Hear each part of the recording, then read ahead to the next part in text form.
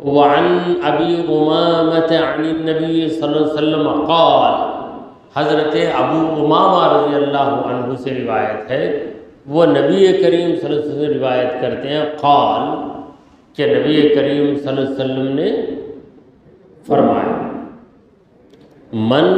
غدا الی المسجد، جو مسجد کی طرف چل پڑا، گھر سے نکلا مسجد کی طرف جا رہا ہے، لا یرید الا ان یتعلم خیر،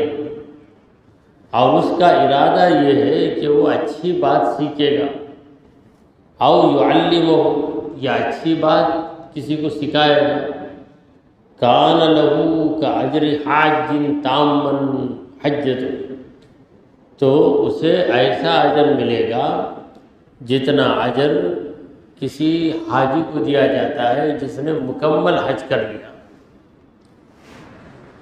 تو یہ اتنا بڑا مقام اس شخص کے لیے ہے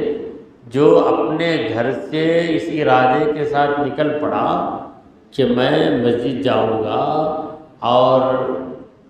اس کا مقصد صرف پڑھنا ہے، تو اللہ تبارک و تعالیٰ اسے ایک مکمل حاجی کے حج کا ثواب عطا فرماتا ہے۔ رواہ الطبرانی فی الکبیر باسناد لا باس بہ، امام طبرانی نے اپنی کتاب کبیر میں اس حدیث کو نقل کیا ہے،